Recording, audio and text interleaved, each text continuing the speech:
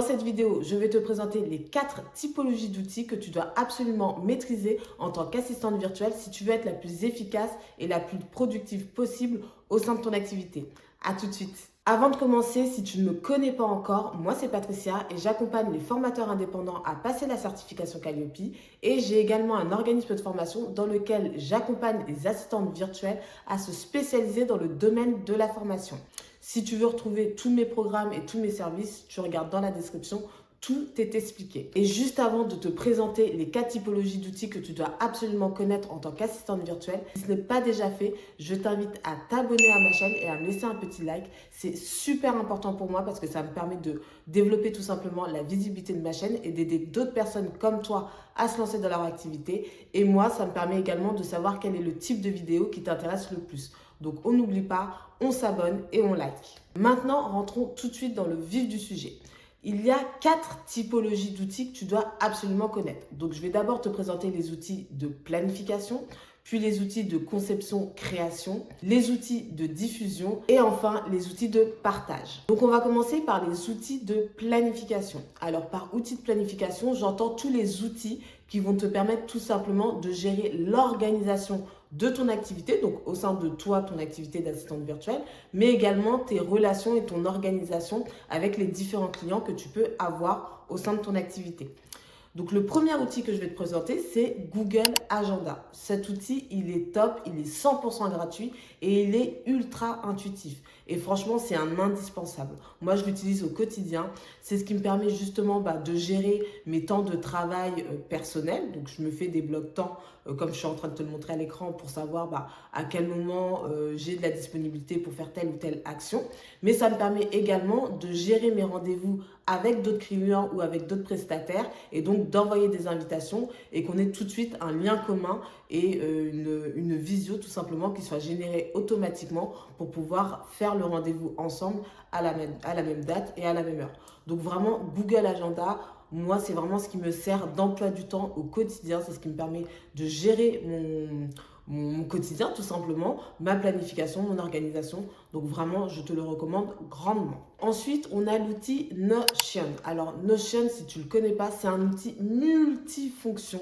Tu peux faire énormément de choses. Alors le but de cette vidéo, c'est pas de te présenter tout ce qui est possible de faire avec Notion, mais c'est vraiment, on va dire, ton deuxième cerveau. C'est-à-dire que tout ce que tu as besoin de noter, plutôt que de noter sur un cahier, en fait, tu as Notion, voilà, tout simplement. Au lieu de te dire, voilà, je prends mon cahier, je note, si tu n'es pas trop cahier et que toi, tu préfères avoir tout de manière digitalisée, Notion, c'est exactement ce qu'il te faut. Ça te permet de mettre des comptes rendus, de partager tes comptes rendus, d'envoyer des documents, de partager des documents de travail entre toi et d'autres personnes, de créer des groupes. C'est vraiment, vraiment ultra multifonction. Il y a beaucoup de fonctionnalités à faire. Vraiment, si tu veux en savoir plus, moi ce que je te recommande, c'est de regarder les tutos sur YouTube sur Notion. Il y en a qui sont très bien faits. Et pour le coup, si tu n'es pas du tout de la team papier, mais vraiment plus de la team ordinateur, Notion, ça va vraiment devenir ton deuxième cerveau. Et enfin, dernier outil de cette catégorie d'outils de planification, il y a Trello. Trello, c'est un outil aussi qui est 100% gratuit et c'est vraiment l'équivalent de Notion. Alors, il permet de faire beaucoup moins de choses que Notion, mais le principe reste le même. Le but, c'est de pouvoir organiser toutes les tâches, tous les différents projets sur lesquels tu travailles. Et lui, pour le coup, il se lit vraiment de manière en format tableau. Alors, si tu es plus quelqu'un qui aime les fichiers Excel, les tableaux, Trello, c'est vraiment ce qui va te correspondre le plus. Donc, pareil, tu peux faire du partage de documents à travers Trello. Donc, c'est vraiment efficace, c'est 100% gratuit et c'est ultra intuitif. Vraiment, de toute façon, de manière générale, tous les outils que je vais te présenter, c'est vraiment des outils qui sont faciles d'accès, qui sont gratuits, faciles d'accès et sur lesquels tu montes en compétences très rapidement. Donc voilà, donc si je reviens sur les 3 outils que je t'ai présentés dans cette première catégorie d'outils de planification, on a Google Agenda, on a Notion et on a enfin Trello. Maintenant, je vais te présenter les outils de conception et de création.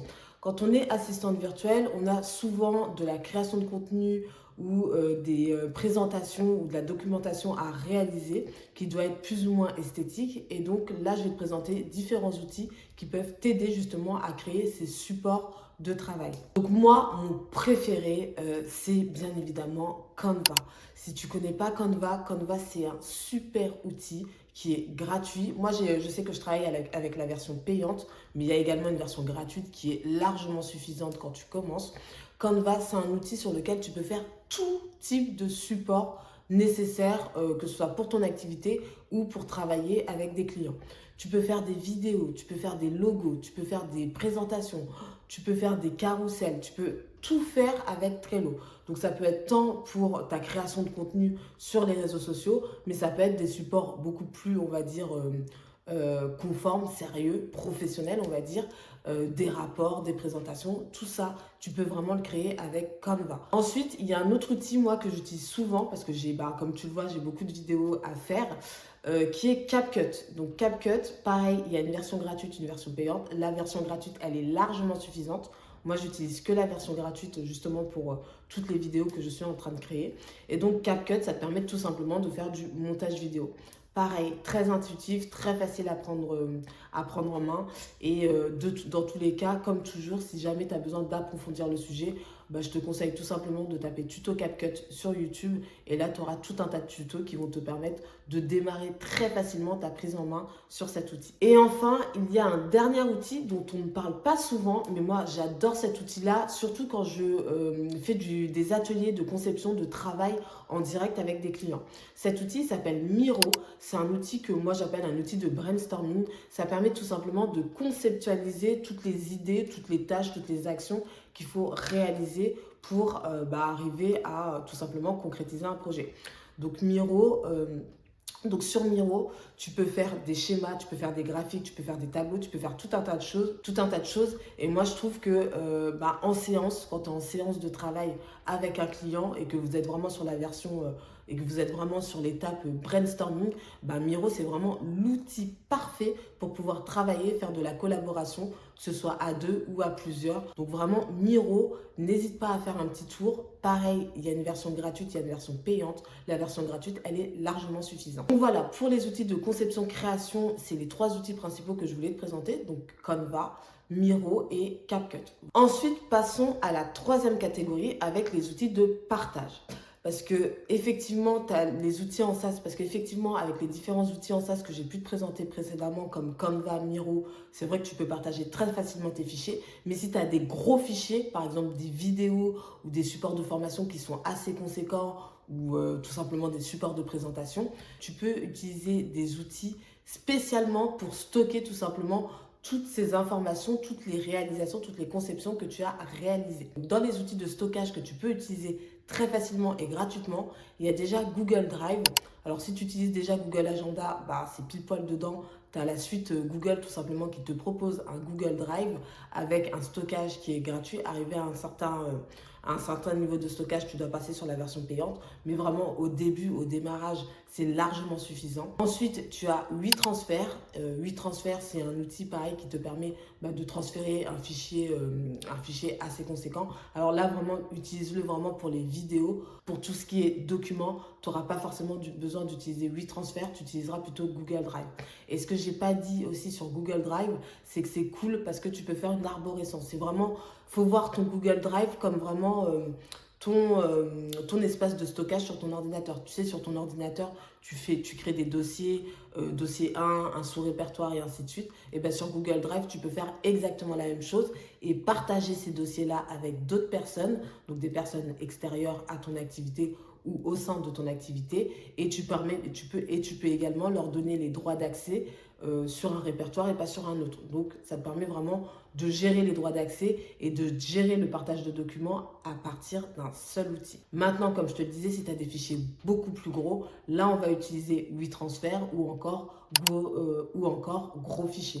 Ces 2 outils, franchement, ils sont similaires. Ça fait exactement la même chose. Moi, je sais que j'ai une préférence pour Gros Fichier parce que j'ai commencé avec celui-là, donc forcément, on va dire que j'ai mes petits automatismes là-dessus. Mais WeTransfer, c'est aussi très facile d'utilisation et les 2 sont 100% gratuits. Donc, pour tes outils de partage, tu retiens Google Drive, WeTransfer ou Gros Fichier. Et maintenant, je vais te présenter dans cette quatrième catégorie les outils de diffusion. Alors, par outils de diffusion, j'entends les outils où tu as besoin de diffuser de l'information auprès d'un grand public. Je ne parle pas au sein de ton activité ou au sein d'une équipe ou avec des clients, mais vraiment de l'information que tu veux partager à des personnes qui ne sont même pas encore clients avec toi ou qui ne font pas partie de ton équipe tout simplement.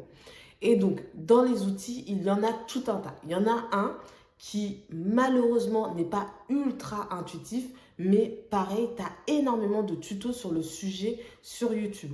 Donc vraiment, je t'invite vraiment à regarder ces différentes vidéos. Mais cet outil, il est ultra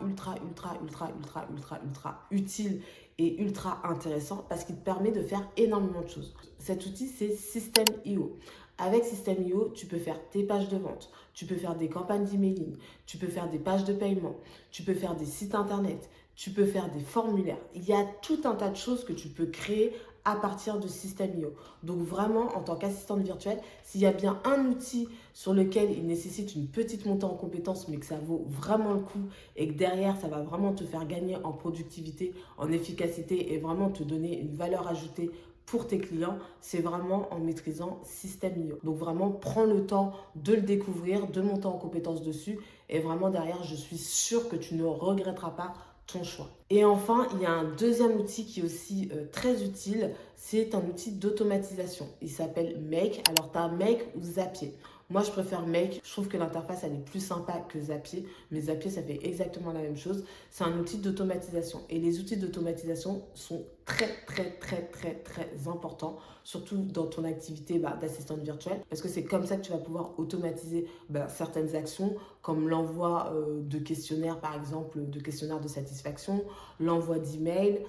Tu vas pouvoir automatiser de la facturation. Tu vas pouvoir automatiser tout un tas d'actions, de tâches ultra répétitives que tu dois faire sûrement pour chacun de tes clients. Et toi, ça va te permettre de gagner du temps, tout simplement, de gagner en productivité et donc de gagner en efficacité. Donc voilà, je t'ai présenté les 4 catégories d'outils qu'il te faut absolument maîtriser en tant qu'assistante virtuelle si tu veux être la plus efficace et la plus productive, que ce soit au sein de ton activité, mais également en travaillant pour des clients.